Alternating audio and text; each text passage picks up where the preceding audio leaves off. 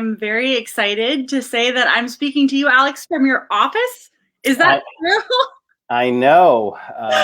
It is exciting. It's a bit bizarre, but I am in my office at the AFL-CIO building in Washington, D.C. for the first time in 15 months or so. What's weird is I come in here and it's all the same as when I left, except neater. I think someone neated it up a little bit because I do not feel that I am as neat as when I came in. Everything was in piles. But it is it's pretty amazing. DC is still pretty empty downtown compared to pre-pandemic. But it does feel like it's coming back, and it's exciting. I'm happy to be here. Happy to be back in DC. And I think next summer, okay? I am in such a good mood. And I think next week I'm going to be trying to figure out getting the setup from my studio as we slowly inch our way forward, Jocelyn, to bringing the show to the real deal live television production, which we can do from my TV studio in Anacostia. That'll be fun. I'm sure you guys will miss my studio apartment bedroom setup, but yeah, we're going to see each other. We're going to have the best summer of anyone's lives. So though the pandemic is not over, and get vaccinated and wear your mask and all that, I think after the 15 months we've all had, we have earned a little bit of a jolt of joy and excitement, right? Come on. I agree. I am not sure that's what we're going to deliver with the show today. It is not the happiest subject, but we are going to introduce our viewers to a real warrior for justice who has dedicated his entire career to taking on the criminal elements in Big Pharma, who are their profit model is harm and death. And so Stephen Scheller is a lawyer who's been taking on Big Pharma in so many venues, and I kind of want to let him guide where we're going to focus. He's also the author of a book, Big Pharma, Big Greed, published by Strong Arm Press. And Steve, thank you so much for joining us here on Solidarity Live. Yeah, nice to see everybody. I see you're back in DC, and we're back in, of course, we're in Philadelphia. And things are popping all over town. Restaurants are opening again, and I'm nervous about that. I think people are getting a little too gung-ho, but I hope it turns out okay. A little ahead of themselves. So, Steve, a little worried about that, but it'll work out. I feel, yes, I feel like the main thing is people need to get vaccinated. Unvaccinated folks are facing the same danger as before. The averages are doing great because of vaccine take up. I'm really happy with the incentives that we're seeing out there now too. I like the idea of the federal government giving people free beer to get a vaccine. It's good. Whoever came up with that one, that's on my side of things. I like that. Well, here you can go to your local barber shop and get vaccinated too. Nice. That's a new development. Yeah, that's what we need. We need that getting into the community. So I think it's sort of a decent segue into the discussion, because sometimes when I came to DC to take on pharma as well, and there's sort of two halves of the pharma equation. One of them is the scarcity. So they create an artificial scarcity using patent monopolies to then charge these outrageous prices. And even though the public pays for most of the research and development, and I focus a lot of my work there, taking on these monopoly pricing structures. But there is a whole nother half, and we do work on that as well. But it's not my focus. It's more what you focus on, which is that pharma actually has a business model that harms people as well. The science behind pharmaceuticals, again, generally taxpayer funded, is amazing. And, the reason I want to drive down the cost is because we have medicines that can extend people's lives, improve their lives, vaccines that can end pandemics. And it's beautiful, that science, and we need it to be there for the people. Equally as bad, though, is when you allow these companies to make this obscene amount of money. They basically operate in a renegade fashion. They feel they're above the law. I think the easiest one for people to see that on is the overdose epidemic or the opioid crisis, where you had these pharmaceutical corporations. They'd captured enough of the government to be able to just put out pharmaceutical grade heroin and sort of have it okayed by the system, creating this enormous harm. This would be the largest failure of the FDA in the history of the FDA. And that's like a very visible one. But Steve, I'd like you to talk about how it's not that unique, though. It's actually like par for the course. It is par for the course. Remember the old days of snake oil salesmen? That's what we have today. It's all back. The circus guy who was selling a cure-all for everything with snake oil. And the problem we have is in today's Philadelphia Inquirer, our city just set a record for the number of deaths from opioid overdoses, a new record. And most of them were people who had fentanyl. And a lot of the problems that we have with the opioid situation was, in fact, substantially related to the Food and Drug Administration approving the use of long-term, supposedly safe painkillers. And those are what have been leading to a lot of the problems today. And that was originally related to the history of these opioids being approved for use of long-term pain. And they have caused major problems now. And in fact, I just got off a call where I actually represent the city of Philadelphia and the district attorney of Philadelphia in the opioid litigation that's going on throughout the country. And one of the things that we are dealing with is there's a substantial difference in protections in different states in the United States. For example, Pennsylvania has a very strong consumer protection statute. As a result, they would have a better opportunity to go off on their own in a way to get these things litigated. And we're trying to litigate them in a way that the recoveries would protect people who are now addicted and have this whole terrible problem of people dying as a result of the addiction and the new fentanyl situation. It's not so new, I should say, fentanyl being the main culprit in most of our cases of deaths. And the settlement monies, which we hope to achieve, would be used not just to put somebody in a caretaking facility for 30 days and then shipping them back out to the street, because that obviously doesn't work. And this is a very difficult problem. People are dying all over the place in the cities, and cities like Philadelphia, New York, San Francisco, LA. This is a problem that's being litigated. And again, it's being litigated against the major distributors, major drug companies. Johnson & Johnson, by the way, is one of the major culprits in this whole area. And they are being sued. We're suing them.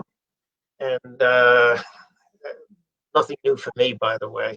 I kiddingly tell people I think the CEO of Johnson & Johnson has a dartboard in his office that he throws darts at my face, plaster on the dartboard. Of course, that's giving me more credit than I deserve.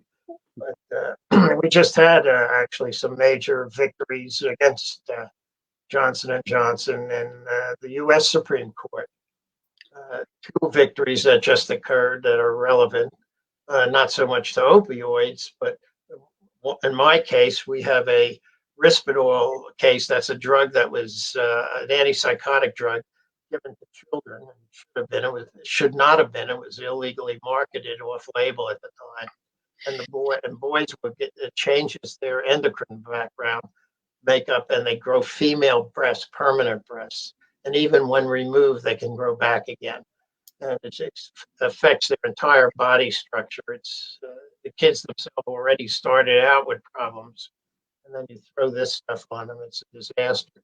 So we got a $76 million verdict against Johnson and Johnson, their Janssen subsidiary, and they took it all the way up to the U.S. Supreme Court, and they just lost. The Supreme Court of the United States turned down the case. We won the case in the Pennsylvania courts. We got the $76 million verdict there, and it did not include punitive damages. By the way, the case, we had to litigate that for some years as to whether we were entitled to punitive damages against Johnson and Johnson, and we won that. And so that case is coming back to be tried separately on punitive damages. And the Supreme Court in the last 2 weeks U.S. Supreme Court turned down their appeal of the verdict that we got. So they now have to, I believe, write a check, but we'll see. And then in addition, in the litigation involving talcum powder causing ovarian cancer in women, they had a verdict against them that was reduced, by the way, to $2 billion.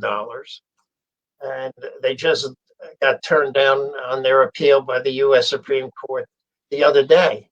So it looks to me like they're going to have to pay that.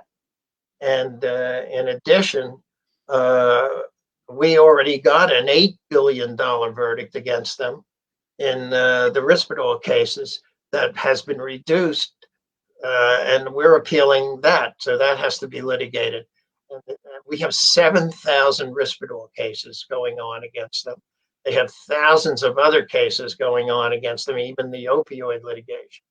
And the question is, how does that go on? How have we allowed that to happen in this country, that a big drug company can go forward with a drug that causes so many claims? I mean, just Risperdal alone is 7,000. But if you look at their subsidiaries of J&J, they have their hip implants were a problem. Their vaginal mesh is a problem. There's hundreds of cases, maybe thousands against them. And that goes on and on from there. There's a new one involving a drug called Elmeron, which is another subsidiary of J&J, that, again, women were given for vaginal problems. And that's causing, believed to cause blindness or serious eye problems. And we can go on and on and on. And the problem is these diseases and these problems don't occur immediately. In other words, you don't take the pill or use the device, the hip implant, and you can't know immediately that there's a problem. It develops over time. The drug companies do that. That's one of the things they're supposed to warn about. And in the case of Risperdal, for example, they warned about weight gain to the kids. Weight gain wasn't the real problem. The real problem was that weight gain hid the fact that they were growing permanent female breasts and that their body endocrine was changing. So that actually masks the problem and causes the parents who were taking care of raise the children not to suspect that these breasts that they were growing were in fact female breasts. And that only, in fact, is one of the major problems. That's why they're getting hit, why they got hit for $8 billion by a jury here in Philadelphia in punitive damages. And the same thing with in the compensatory verdict in another case, $76 million, and going back for trial on punitive damages. So what do we do about this? And that is the big problem. I know you work on Social Security and drug prices, but how do they get away with even charging a dime for these drugs? Mm-hmm. they should not be allowed to sell them. So I have, I want to let Jocelyn take one too, but let me do one just because it's a great question, Steve. And I want to say, in my theory, the reason they operate like a gang with this impunity, right? Like is because they are able to make so much money out of their monopoly side that they feel they're untouchable. And so the Risperdal case, for example, is they had this molecule. It didn't work for the way that they wanted it to. They had all this data, and they just decided, well, let's just pour this somewhere. Let's take this and find a population that we can dump this drug on. And, let's make some calculations, how much money we're going to make from it versus how much we're going to pay out when it comes clear that we've harmed people. And they feel it's the cost of doing business. And it's ludicrous for like a rational person or a person with empathy and a moral compass. They can't understand that a company would act in this sociopathic way, but it's rewarded. It's right. I mean, they know that they're gonna, if not get away with it, they're gonna drag it out for so long that people are gonna die before they're able to. Right, and all the executives and shareholders have already made their money in previous years. Yep, that's the big problem. They've sold billions of dollars of these drugs. They make their money, and by the time the courts can get around to even dealing with them, which is now becoming almost impossible because you can't get all these cases tried. The courts don't have, in the United States, can't handle this huge volume. And then the companies, for example, we're trying to get a ruling that we can try 5 or 10 of these cases together so that you don't have to have a separate trial with a jury of 12 at each time. And they've objected. They're claiming their First Amendment rights, their right to be free of discriminatory treatment by the courts and judges are affected by having too many cases at one time. In fact, that's what happened with the case involving the litigation over cancer relating to the ovaries in women. And they were a group of cases tried together, which they objected to, and the court allowed it to finally happen so that they can move these hundreds of cases through the system. But they burden the system. They've taken advantage of our courts. And then when they try to get their own judges appointed, they make it do everything they can to delay the case going on. We've started the Risperdal litigation in 2004. 2004. It is now 2021. We already got a determination that they had to pay $2.2 billion in 2013 because they illegally marketed the drug to the elderly and there were civil penalties for marketing to children. And that's 2013. That was 8 years ago. We still are, and yet we have 7,000 individual cases here in Philadelphia alone pending, and that's just Risperdal. If you take all their other products, they're trying to bury the court systems. Again, the government has to, the city and state governments have to pay the judges, pay the jurors. And this is a terrible burden on our justice system. And they've taken advantage of it. And then they claim, oh, it would be an unjust if we had to try 10 plaintiffs in the same courtroom. The reason they don't want to do that is then it would be very obvious to the jury that there's something wrong with the product. How can you have all these people? Because the jurors are never told there are 7,000 cases pending against them here in Philadelphia alone in Risperdal. And for children. And remember, they're marketing these drugs to children, women, and the elderly. And lots of people have died. Elderly was killing them. And can we push on just problem. Let me tell the viewers just a little bit about this drug. What it does is it has I can't think of the word, a soporific effect. It makes people sleepy, makes them more docile, is what keeps coming up in when they're talking about it, right? So they would go into a nursing home, for example, where they would, because when they're marketing it to the elderly and children, a lot of the bias is towards institutionalized people, Yes, right? And because they're an easier victim. and that's an important part. Like, think of the boardroom where they're like, this drug does not have this antipsychotic effect, which it's marketed. That's what it's supposed to do. It doesn't really work there, but it does dope people up. So what can we do with that dope people up side effect? And they're like, oh, well, let's go to institutions that want the people to be more pliable. Because then it's easier to move them around, to warehouse them. They're not fighting. That's how they marketed the drug for the elderly. And 5 it milligrams at ended up 5 killing p.m. people. And you don't need the staff. Right. Say that again, Steve. I was talking still. That's how they marketed it to the elderly. Say what you just said again. Well, they marketed to the elderly 5 milligrams at 5 p.m. and you don't need staff. They'll sleep in their bed or a wheelchair or whatever it is. Unfortunately, a lot of them never woke up. Exactly. So I really want people to understand, like, the level of evil that it takes to come up with that as a marketing plan.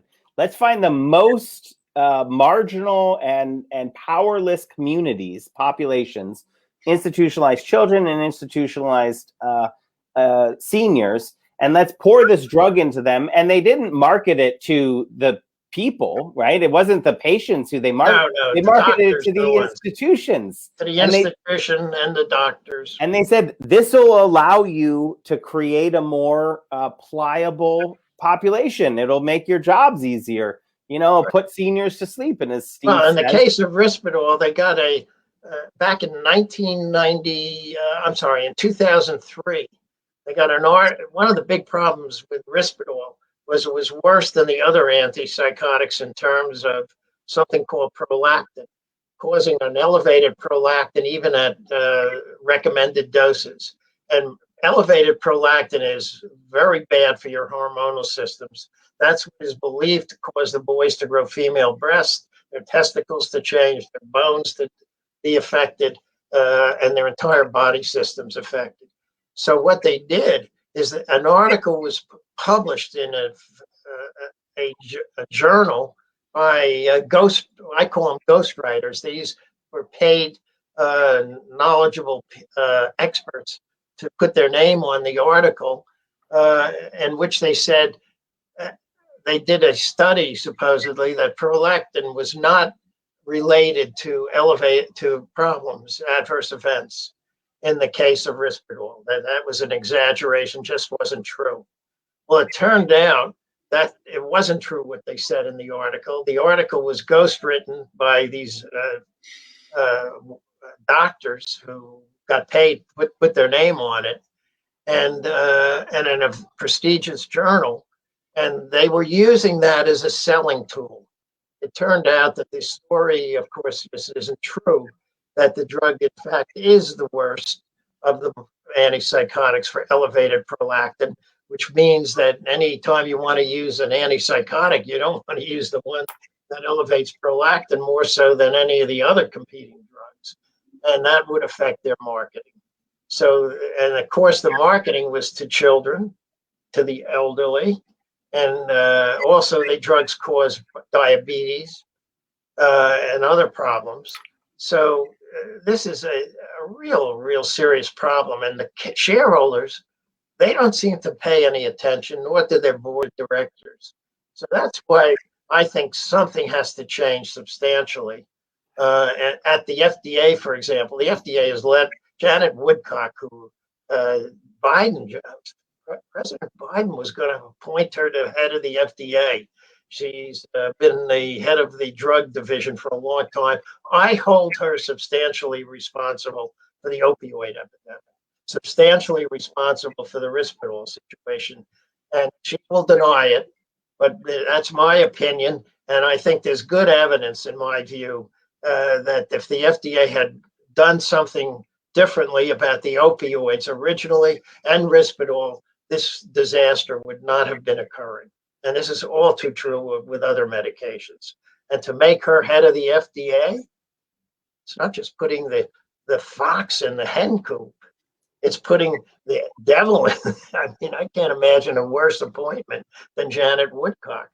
But and I don't know that they've changed their mind about her. She may still be in the running. I hope not. But she's acting still. She's acting right now. She's acting. Yep. And I think, just to say, and Jocelyn, I'm sorry, I keep taking your, but Alex, this is me and Steve. I know it's a big pharma show. It's a big, but I just want to, and then I'll throw it to you. But it's not just Steve's opinion about Janet Woodcock. Basically, the whole community that's focused on the overdose and opioid epidemic. And any rational person who looks at the records and watches her wave them through when there was clearly enough evidence to at least be cautious. And the FDA was not even pumping the brakes. They were like full speed ahead when we would have said, hit the brakes.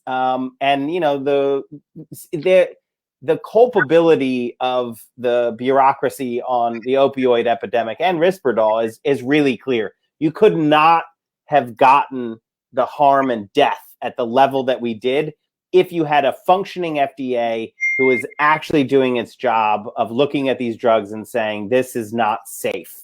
Sorry, Jocelyn, you go. And issuing warnings about these. All they had to do was say Risperdal causes gynecomastia. If you look at what is gynecomastia, most doctors don't even know. It's growing female breasts.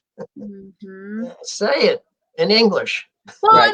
As we're talking, I mean, I think what's really striking is just all the moving pieces. Like, Steve, the work you're doing is so important, taking these companies and making them being accountable before the court of law, the Supreme Court of Law. But it's like we're talking about, the problem with issues like this is there isn't just one side.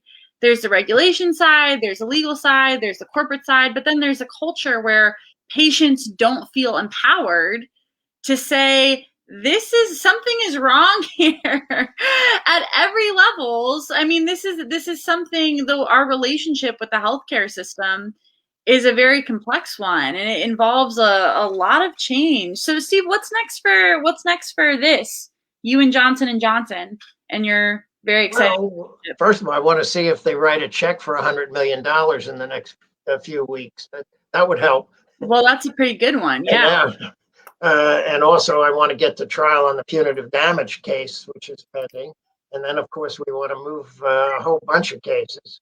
And we're not the only one. Old, Steve? How old are if they write that check and it's going to the kids that they harmed? But these are no longer kids, right? About how? Oh no, they're 20. These were children when the drug was prescribed. In fact, that's one of the big problems with Risperdal. It was given to children as young as 3 and 4 years old, and now they're in their 20s, and they don't necessarily even have an inkling that the reason their body is the way it is today was related to the fact that they were given this drug when they were little kids. And the elderly, they're gone. I mean, you can't do anything about them. They died, and the drug, it's nothing we can do. And that's the big problem with this whole area. Somebody's got to really put a stop to this. And the shareholders don't pay attention. They don't care. All they want to know is they're getting their dividends, or their stock is going up in value. So there's got to be something new done. And I've been recommending a trusteeship type of situation for these companies where academics fairly appointed, not the kind that ghostwrite for the companies, and plaintiffs' lawyers and even defense lawyers are part of a team that would supervise these companies indefinitely, not just say, for 6 months or a year, because that doesn't work.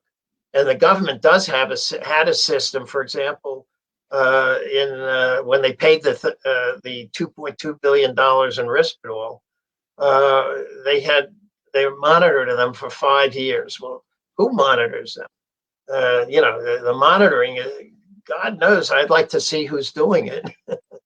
And it's sort of like probation without a probation officer. And the FDA is supposed to be that probation officer, or parole officer, whatever you want to call it. And the problem we have is this has got to change. And the CEO of these companies, they're allowed to just go their merry way and keep their bonuses. There should be a system where you can get back the money they've been paid in bonuses over the years. They never pay anything. They never go to jail. They're never criminally prosecuted, and most very seldom, except in the Sackler's case in the opioid litigation. But nobody at J&J, to my knowledge, is being prosecuted, and nobody at the other companies that are involved in it are being prosecuted at this time. And there's just so much we can demand of the government that do these things. And then what else they do is they're able to say, oh, we've got to get these drugs out there. It's so complicated that costs so much in research. Well, that's a lie. The research, if you really check the information, you'll find out they spend, in most instances, more money on advertising and lobbying than they even come close to spending on research. Often, if some small company invents the product or entity, and they invent the product, and then the big company makes a deal with them where they get millions of dollars, and the inventor, they're happy, the inventor. And the next thing you know is the drug is in the marketplace at very limited expense. There are times where it is expensive, but in most instances, that's not the case, in my opinion. Yeah, and that's the work that we do. It's not your opinion. It's the facts. We know that taxpayers pay for the basic science 100%. All the riskiest part where there's very, very risky meaning like the possibility of failure is very high. But taxpayers now are paying all the way through both the research and development, so that late stage clinical trials on drugs coming to market right now, about 25% of them are taxpayer funded.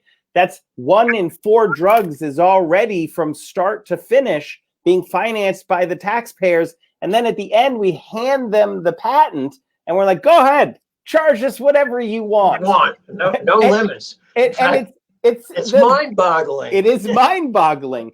And if we actually created a system that reined them in, so like I'm not saying this is your preferred one, this one's mine. There's 2 systems. We have a full public system, a full public pharma system that we develop drugs and then we make them available to the people who need them. And they basically, what it would look like is the drugs would come out generic. There would be no branded monopolies because we wouldn't hand the patent. And I wouldn't say we need to close down the companies that exist. They could keep doing what they're doing, but we would have another system that's driven by public health and not private profit. If we had that, these companies wouldn't have enough money to do the stuff that they're doing with the cases that you're trying. Steve, the system relies on you and people like you. We're the only right now. The trial lawyers are the policemen. Yes, there's no we are it. The system has abdicated its responsibility and its duty to ensure that these companies are not just killing people and harming people. And the only thing we've got left are trial lawyers who I think the corporations have figured out how to just price that in. There's barely price it in, and they create a delay in the justice system that requires people who have been injured to accept settlements that are minimal in relation to the injury, because it's so expensive to go to trial, and because the courts are just unable to handle the vast volume of cases on a reasonable basis because the trials are so complicated. You can't go to trial for 2 to 4 weeks or 6 weeks in every case with a jury of 12. We've tried to even get them to agree to reduce the jurors to 6. They won't even do that. They want a 12-person jury. And, and you can't try, you've got thousands of cases, and you can't even try 10 cases together, similar injuries, similar facts, same liability issues in the same courtroom.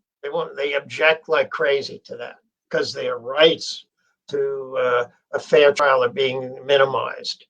And, this is a real problem. And I don't know the answer, frankly. I do write my books, and you guys help me get publish them out there. And we get big punitive damage verdicts. The $8 billion verdict we had last year was the biggest in the United States. We're not going to collect it. It's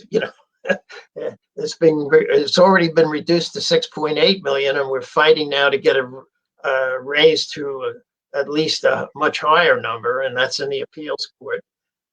We were able to hold our $76 million verdict in this one case, and the cases, it wasn't my case, but the case involving the ovarian cancer, where the court did in Missouri allowed a group of cases to be tried together, and it ended up with a $4 billion verdict, which was reduced by the court to $2 billion. And then the Supreme Court of the United States turned down the appeal just the other day. So now I assume they're going to have to pay that. But again, that was several people, several women, of course. It's almost usually women we're talking about, or children or elderly, that we find will get some compensation here. I hope soon. Jocelyn, do you want to take one? Because I got $1 million. I can talk. I can keep. I know. I mean, it's kind of difficult to know where to start. But no, I think the biggest emphasis, and this is why, not to take things off topic, but that this isn't, it's about more than focusing on these specific cases, because we have to create structures which don't allow, like, that's not fair to you, Steve. It shouldn't be falling upon your shoulders. Trial lawyers should be the last line of defense, not the only line of defense, because as we're talking about, the damages are severely after the fact. And I know very few people that would rather have a cash settlement than their basic health. And that's actually another thing that's interesting to me as we're talking. Like, there's a stereotype that people who end up in lawsuits like this are looking for some kind of payout, but it's not. I don't know anybody. Oh, no, I don't have a single client that I could think of that would be willing to take their injury in return for a payment.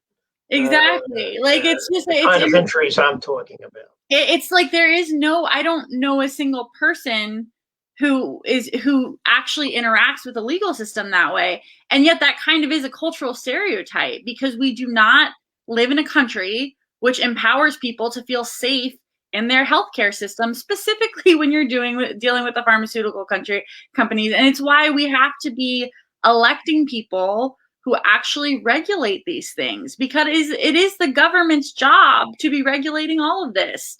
We shouldn't even really be having this conversation. We should be talking about other things. We should not. I think about it in the case that we got a $2.5 million verdict in, the Pledger case. And in the new issue of the book, which is coming out, we have a letter that we got from Mrs. Pledger thanking us now that she was able, her child developed female breasts. It was devastating to him the way he had been tortured throughout school. We got that verdict. We finally, after several years, collected it, and they got a new house and a special treatment for their son. There's no way they would have traded that for the money. She wanted a normal child. He's a wonderful kid, by the way. His name is Austin, and we got this beautiful letter thanking us for the result that we got. And but there are so many that we can't get the result for because we can't get their case to trial. It's backlogged, and and I think of all the elderly who die as a result of being unable to even get lawyers to handle their cases, because it would take 2 or 3 years, and by the time you get the case to a trial, memories are gone. They may have died. And again, children, little kids. We're talking about children. 3 to 10 to 12 to 14 years old. And now, years later, we're finally getting to the point where we may get to trial. And that's what's going on. And that's got to be changed. It really has to be changed. Yeah, there's so many places on this that I'd like to take it. I want to. It's another thing that I spend a lot of time trying to figure out how to get it popularized out there around damages and how corporate harm works. Because I think there's a huge propaganda of canon aimed at the American people to try to tell this story like, oh, sometimes corporations make mistakes. And, but it's just the price that you pay because they're delivering all of these wonderful things. And even when there's oh, yeah, well, we might have accidentally, addicted millions of people to opioids, but it was a mistake. And what trial lawyers have is these files that are showing there's in many instances, they are not mistakes. They're sitting Jury around. Doesn't award $8 billion unless they got pretty aggravated over what they saw. Right. They don't award $76 million unless there was a pretty serious injury involved and it wasn't just a mistake. Yeah, and they knowingly do this. And then there's something that you said, Steve, and I think it's because and you work in this, you lead in this realm. But you said, it's children and elderly, seniors and women. And what you can continue is people of color, African Americans, Latinos, non-English speakers.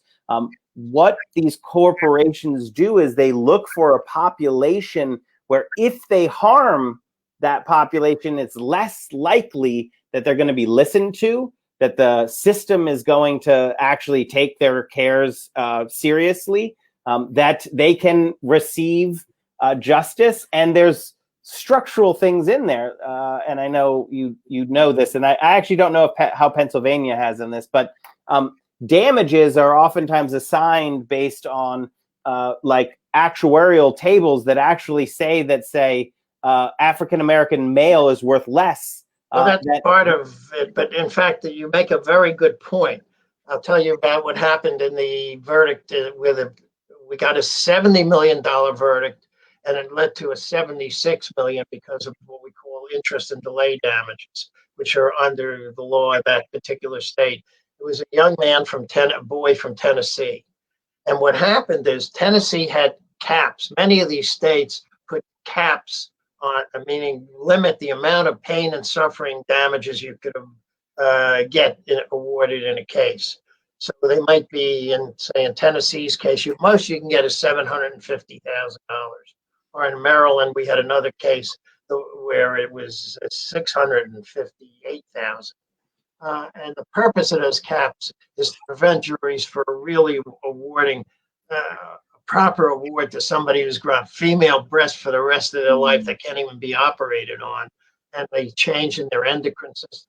So, and these are usually children and women, people without any income, earning capacity at the time they're injured, so they can't get damages for it. And that was what exactly happened in the Tennessee case. There we had a cap that we had to face. But Tennessee had an unusual feature in its law. It had a provision that the cap did not apply if you show misrepresentation and fraud in the manner in which the drug company treated the patient or sold the drug. The jury in that case made that exact finding in writing, that the drug company committed fraud and misrepresentation, as a result of which they were allowed to exceed the cap, which would have limited the damages substantially. And instead, we got a $70 million verdict, and with delayed damages, $6 million. Plus, we can now go back to try the punitive damage case separately, which will not delay the payment of the compensatory damages. That was an unusual feature of Tennessee law that we were able to apply in a Pennsylvania courtroom. And the reason we were able to try the case in Philadelphia is the subsidiary of J&J, Janssen, is a Pennsylvania company. So we were able to try it here in Pennsylvania. What would have happened if we had to go to another state to try it? I don't know. They were trying to apply New Jersey law which is another aspect. New Jersey law would have limited the amount of damages we could get. And that is where a lot of these drug companies are incorporated. Turns out Johnson & Johnson is based in New Jersey, right across the river from Philadelphia, 12 miles, I think. And they're able to foist pills and products on everybody and have the protections given to them by the legislature in New Jersey, limiting the way damages can be assessed and applied in the law of that state. And these are the big fights we have to have. And these corporations have armies of lawyers and actuaries to look into this stuff.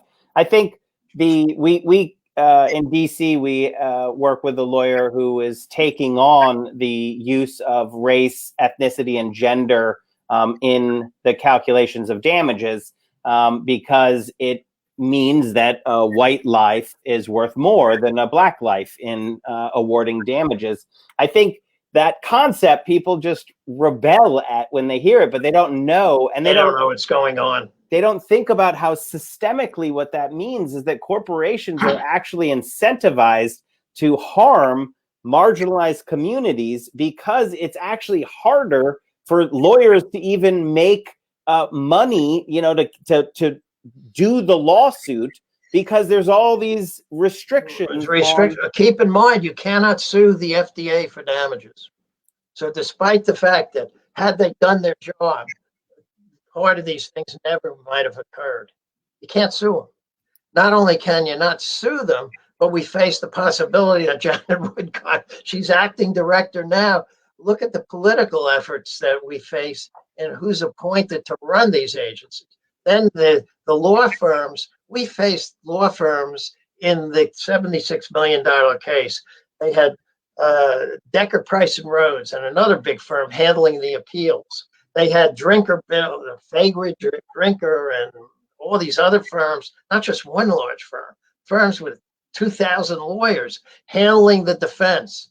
And then who they bring into the courtroom, they'll pluck a lawyer from that firm whose father might have been a preacher years ago. And they try to squeak that out before the jury. I've seen it happen, by the way. And the point about all this is that these are immense undertakings that a plaintiff's lawyer has to do. And you don't find plaintiff's firms usually having 2,000 lawyers. And even if you did, you have so many cases, it becomes very, very difficult to even get them moving. So, and then they try to have something called preemption. You know what that is? They argue that if the FDA has approved a product, and remember, they approve these products based on what I say a misrepresentation and fraud. We can't sue them about it. It's preempted. You can't even sue because of preemption. And they've expanded this preemption theory beyond the realm of you wouldn't believe. They want to get what they call conservative judges to issue rulings in favor of the defendants. These aren't conservative judges. You want to call these guys and gals conservatives? These are radical people. These are the same people, I believe, that ultimately we have to face all the time in the political arena. It's gotten even worse now with the Trumpies. We have the QAnon people, and you've got the people are out there. They actually believe Trump won the election. And the reason he keeps telling people that he's going to be back as president again in August, because he uses that to raise money. And I think one of the things we should be doing there is our attorney general should be suing Trump and his organizations for all the money they've collected based on these fraudulent misrepresentations to get these people are victims. They have so much animosity built into them. All they do is probably watch Fox TV. One of the other ones now. Steve, let me give it to Jocelyn to close this out with the last question and prompt her that it should be around how all of us can take action together on Janet Woodcock, because that is a clear thing that we have in front of us that unites sort of our two worlds. Jocelyn and I can't go into the courtroom like you can and be a warrior for justice for people who've been harmed. But all of us in solidarity can work together on changing the system. Yeah, I think that Alex actually asked that question. I think it's a good one. You want to get a person in there who's really consumer minded. You know, David Kessler was a great head of the FDA. We don't have many David Kesslers around now. We need a new version of David Kessler to be head of the FDA. That would certainly be a big help. So where, I mean, and actually educate me on this because I don't really know where is the status with the Woodcock thing. So we actually, I can do a good brief on this, Yeah, and we only have a few minutes here, but Janet Woodcock is the acting commissioner. There was another potential commissioner who was very public health minded and would have been great, but he dropped out. Now, we've been able to get in front of enough senators who naturally have reservations about Woodcock, including Joe Manchin, because West Virginia has just been creamed by the opioid epidemic. But this is not a partisan thing. It's basically based on how severe the opioid epidemic is. But we have senators who are saying, we're not going to, she oversaw the largest failure of the FDA. We shouldn't put her in charge of the FDA, but we don't have an alternative candidate right now. But it is super important that we do not let her be confirmed, because as long as she's acting, then when we find a good candidate, then we can move forward. And right now with COVID, it's more important than ever that the person who heads the FDA is looking at public health. Is not just waving through and being like, I think these corporations have our best interest in mind. We need someone who's going to hold them accountable. So right now, sorry, Steve, this was supposed to be to you, but I'll say it too. I agree with what you're saying. I know we work on this all the time. I have Steve, so we're going to republish Steve's book with an update, and it has the account of how Janet Woodcock was involved in Risperdal, just again waving it through. Just that's mainly the problem, is when the FDA is saying, I generally trust these corporations to not hurt people. And you're like, based on what evidence? We know they've done it. We need somebody who's not going to wave them through. And so getting in touch with your senators and saying, do not, and it doesn't matter, Democrat, Republican, do not support the confirmation of Janet Woodcock. She oversaw the largest failure of the FDA in the opioid crisis. And keep it that simple. Yeah. And it's working still. All we're at right now is holding the line. But I want to hold the line until we find that next person who can actually create a system that's forward looking. Yeah. Yeah, I realize I have been very quiet, but you guys are, I mean, I don't know how many of our viewers know this, but this is Alex's, I don't want to say favorite. That makes it sound like you like it. Alex would rather be talking about other things, but no, but I really appreciate both of you explaining all of this, because it's not intuitive. It's not obvious. It's not covered the way it needs to be in the mainstream media. And I really can't recommend Steve's book enough. You can find it pretty easily at any major bookseller. I hate to hype Amazon, but it is on Amazon. Don't we have a bookshop.org account, Alex? Yeah, find it on Bookshop, find it on, and go to your 5-star reviews mostly on Amazon when you read, you can buy it also. Yeah, that's because it's a great book. The truth is, it's not a fun book to read because it's sad. Because it'll get you aggravated. Yeah, which I intend to do, because that's what you need. You need to get agitated and aggravated over what's going on to take steps to really decide we've got to do something about it. I agree, and I'm going to sign you off, Steve, with the uncomfortable. Actually, I bet. It is also an amazing story of Steve. And we have a thing on this show where it's all about solidarity. But we also like to point out what a person can do when they're driven, when they have a moral compass that's driven to achieve justice. And, you know, Steve, your success in doing this was not always obvious, right? I mean, you had to, this is a lifelong work, taking on this industry, which is basically, you know, the caption here is undefeatable. But we're going to win. We're going to beat them. So get the book, because it's an amazing dissection of this immoral industry, but also a great story of what we can do when we're acting correctly, when we are focused on justice and working together. So, Steve, thank you for all of your work. Thank you for joining us on Solidarity Live. Thanks, you guys. We'll see you guys next Friday. Jocelyn, you want to sign us off to our viewers? And you know that Steve and I can talk pharma for hours and hours and hours. So I somewhat apologize, but I feel you knew that was going to happen. Not sorry.